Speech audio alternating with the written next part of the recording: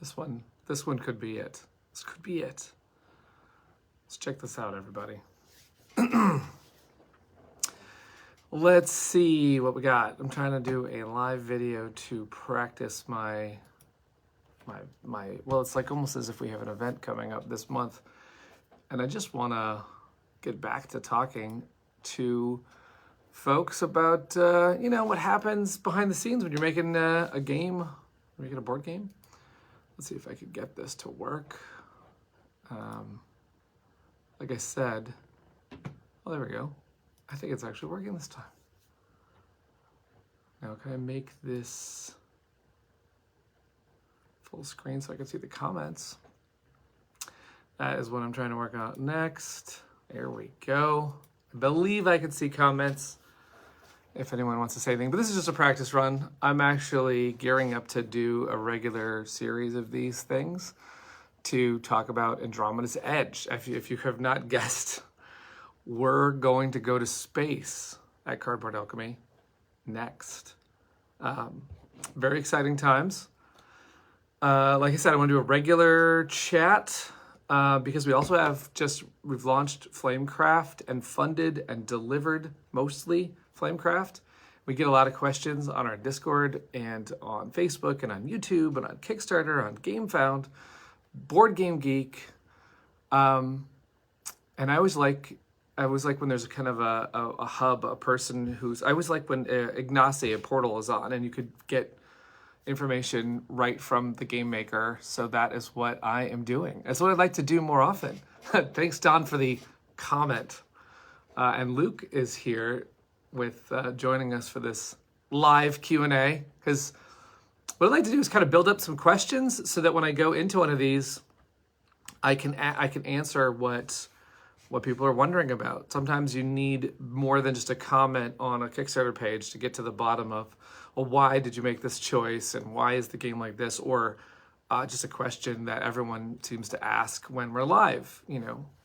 I have a feeling we're going to get those types of questions about Andromeda's Edge. Especially, I've heard a lot of, does it compare to Dwellings of Eldervale? And it's fun to answer those questions and to get into it. It's also fun to show the stuff as it goes. This is one of the raiders in Andromeda's Edge. I also just got samples today of new. I got new models, new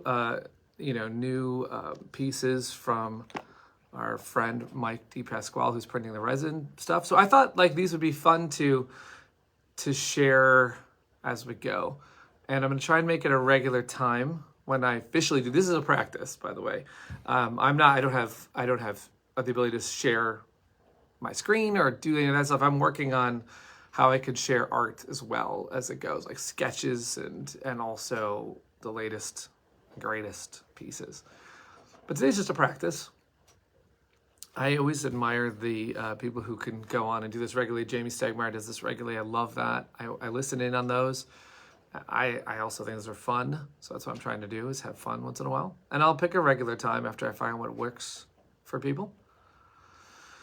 But yeah, this is me testing it out on Facebook. I wanted to also, I want to run one on Discord, but I also like Facebook a lot. I'm on Facebook sharing. We make groups on Facebook for each of our games, usually, not every time, but we have made it Andromeda's Edge Facebook group. If you have not found that group, I post that in the link here. One second, I'm gonna find that group because the Andromeda's Edge Facebook group is actually gonna have a prize giveaway very soon.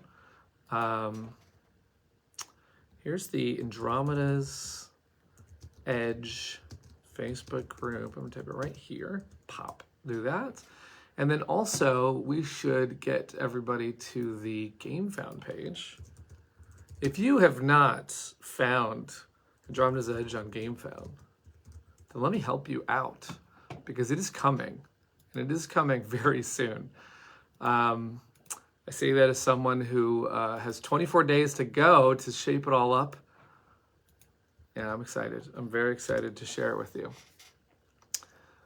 Hey, Reed says, looking forward to Andromeda's Edge. Thank you, Reed, very much. I'm so excited to share that one with everybody. So is Brad. Brad and I have planned this game to be part of Cardboard Alchemy from the start of Cardboard Alchemy. Here it is. Finally, the moment where Andromeda's Edge gets the spotlight. Oh, it's got so many cool things in there. So much game to discover. I didn't think I would ever feel that jazzed about sci-fi, but here we are. Cardboard Alchemy has made one sci-fi game and completely published that game, and we are working on our second sci-fi game. So officially, we have more sci-fi games in our pipeline at this moment than any other type of game. Hey, Brian, it's good to hear from you. Cheers. I love it. The fact that I've got so many friends who I've met at a convention, SN or Gen Con or PAX. It's so fun to have people pop in. And people who go way back to Dwellings of Eldervale when we needed help at shows to run that one. So appreciate that, Brian. Oh man, this is giving me some fun to run this campaign. It is it's on GameFound this time, so that's new to me. I'm gonna have to get used to the various parts of that. We have the wait, has anyone seen this one? This is like this. Not a lot of the models are out yet, but this is the Ice Pirates. Look at that thing. Ice Pirates are gonna be so much fun to fight against. They tend to generate a lot of ice when they reach the board, and also freeze you out, freeze out opponents from getting them, because they're locked on target and they want to take out ships as they find them in the galaxy. Yeah, Mike D. Pascal was printing them, and actually he got so inspired by the Ice Pirate that while he was printing our resin prints, he actually painted an Ice Pirate because he was just like that jazzed by it, which I love. I love that. I'm hoping the minis do that for people. There's also Luke has managed to get a flying saucer in there. I should say Luke and Maximus, because we added Maximus, Lori, as a co-designer officially to this game. That was news this week, was we've added Luke and Maximus, and they have fought this saucer many times. This saucer actually abducts your player pieces, your leaders, and you have to fight to get those back. That is an exciting part here. You might have plans to build this great city, and now all of a sudden you've got to go get your leaders to come back to that. So that's a fun bad guy to play against. Yeah, that's what I thought I would do, is just talk about some of the fun stuff that we're gonna reveal. Also, answer questions if they come up. I'll share this with Discord and YouTube, and that way we can talk about the differences between dwellings. We can also talk about if you backed Flamecraft and you don't know if this game should be for you or not. Technically speaking, this game is for everyone, but you know how it goes. There's tastes and preferences of weight of game and all that stuff. But speaking of Flamecraft, I will say though that we did just finally reveal. It's going to be reversed on this screen, but it's okay. We'll show the Flamecraft dragons are making it into Andromeda's Edge. That's right. This is a completely playable faction. And they're a lot of fun. We thought about, Luke and Maximus have played Flamecraft, and we thought about how the Flamecraft dragons would feel in this universe, whether or not they'd want to be fighting, and they don't, whether or not they would want to engine build, and they do, and whether or not they like gold and credits, which that's a big thing for dragons. Key mechanisms in Andromeda's Edge, Brian asks, which there are some good ones. I say it's a fun list because as I list it out, it's the kind of game I want to play every time. Worker placement, that's a Luke Laurie hallmark. You've got engine building, and I mean engine building, serious engine building, and customizable engine building. It's hard for me to describe it completely because it's not like Terraforming Mars where you buy a card and you get that card. It's you buy a card and you can change that card, and you can change the way those cards operate. And you can actually build a crappy engine. That is within your power too. You can build an engine that doesn't work, and you can build an engine that rocks. You've got my favorite, which is variable player powers. Oh my God, I love variable player powers. That's my favorite. I love different ways to play. Every time I get a faction, I'm like, oh, this faction can do this, and this faction could do that. And not only that, but even better than Dwellings of Eldervale. This time, you know, Dwellings of Eldervale, you get like a dragon that could bury under the ground and a burrow. Now you've got a faction that's got some abilities, but this time it's like the dragon's customizable. This time it's like your ship. You can get changes done to that ship. So you have a science vessel, just like everyone has a science vessel, but it's under your control if you want to change that science vessel. While you're playing, your ships get better, and you still have your powers. It's like variable powers on top of variable powers. Unique workers with customization. Oh my God. That is what I'm talking about. Like, seriously. I would play this game all the time, forever and ever. This is so much fun. Do you get the right combo? There's this one faction, we had to nerf it because it wasn't right. I can't wait to share that one with you, but it actually damages its own, station. And then I came up with this idea that what if it damaged its own, there's another way you can play where if you repair something, but use the repair as an input into a combo, it actually reverses and damages. So I actually had this way of like damaging my own station on purpose to fuel the power. That didn't survive playtesting, but still it was fun to try anything like that. Okay, so I haven't even gotten through all the mechanisms. There's also area control, which I think is the best version of area control, which is that it's very light area control. It is what we had in Dwellings, which is that you can take a space as your claim to points, basically, but you're not impeding it for being a worker placement spot. And in this game, there are different buildings you can build depending on the planet type, and so you are looking at what's the best position, what's the best score, or what is the best power on that building that I want, or what is the best track I want to be pushing myself towards. There's a lot of different considerations for area control, and what that means is that this best spot for you might not be the best spot for me, and I'm watching that kind of thing all the time. There's very limited spots, though, so it's this race to get to the best spots, possibly. There's hand management.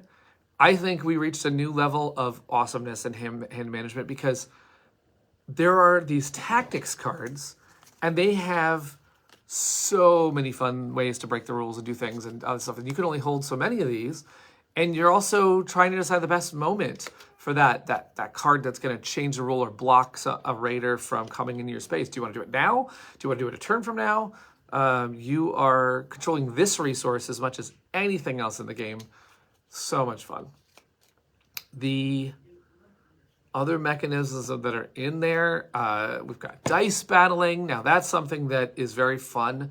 It was in Dwellings as well. It's a quick, easy combat system, but it also has tons of fun mitigation. So if you don't want to fight, there are ways of talking yourself out of a fight, changing the rules of a fight, teleporting your ship out before the fight starts, swapping positions, and then there's even controlling the dice with more ships. We've added something called targeting. We've added shields.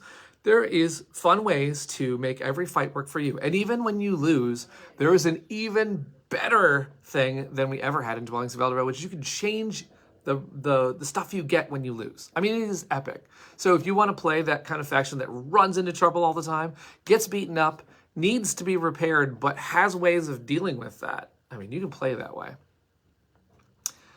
Oh, man. I could go on and on about Andromeda, and thank you for asking that question. I also got from Reed which worker placement space is the most fun and unique in Andromeda's Edge.